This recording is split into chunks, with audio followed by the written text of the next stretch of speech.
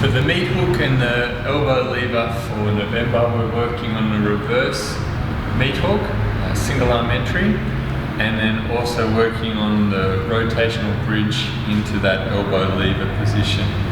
Both very challenging movements, so take it easy. Really try and get the basics down. They will come along. It's always a work in progress for me. I really struggle with these two to really make them smooth and clean and feel good.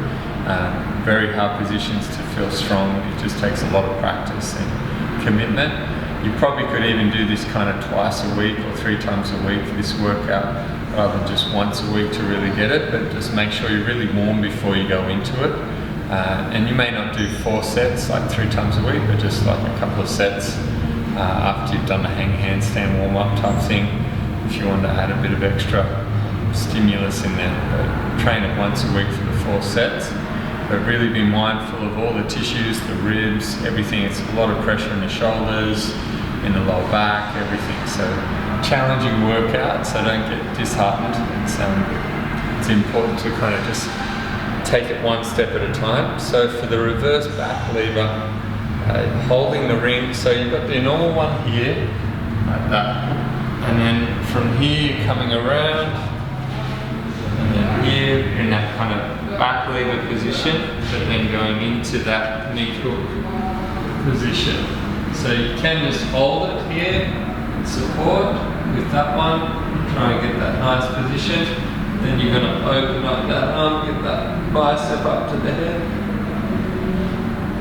and try and get as much weight as possible in there. So it's a nice kind of feeling to be able to rotate from one to the other. So from there, in that meat hook, coming around, down, trying to keep my hips up, wrap around my back, and then from there, coming over.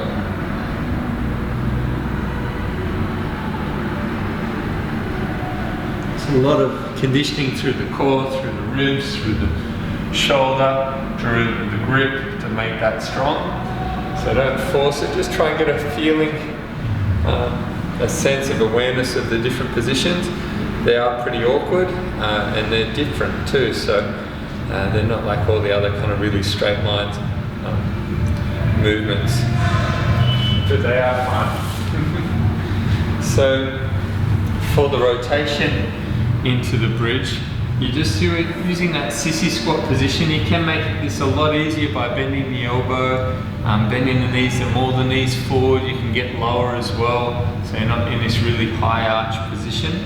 So from here, I can sissy forward with the knees, reach one hand back, pre-pivot it as much as I can, but even bend that elbow, come around, pivot on the arm, come down, get that elbow into my ribs, step, and put my knees down and come around. So try and make it as easy as possible to start with, just so you can make it smoother. If you find you're still working on your sissy position, just work that and just put one hand down. So you might just do this, come back, do this, come back. You've got that down, then you can restart circling that arm. You might just come to there and back each side. Then you can pivot kind of on the palm like that on the edge of your hand, makes it a bit easier than having to go right around. And you don't have to keep the hips as high, so it makes it a bit easier as a gentler low bridge kind of position. So you're coming down, pivot like that, around, that hand's placed, come down, my step, I can bend my knees even, put my knee down to pivot on that even, and make it as easy as possible. But just remember, it's a lot of kind of challenging positions through the ribs again, just like the meat hook. That's why these workouts, it's really important to take a good rest in between. So we do like 30 seconds of loading in the meat hook, 30 seconds on the elbow levers, so that way you can really reset the ribs, focus on the breath, visualize the movement, and they're quite challenging positions that you feel disorientated, so you really want to give them time, progress slowly. If you haven't got this kind of this guy down, doing a rotation into that elbow lever entry. Then you can work on that separately and just do the first part of it with that rotation. But it's still good to do some form of elbow lever every month to keep progressing that strength, control through the wrist and through the elbow and the inner arm being against the rib cage that way. So this is just a different entry for it.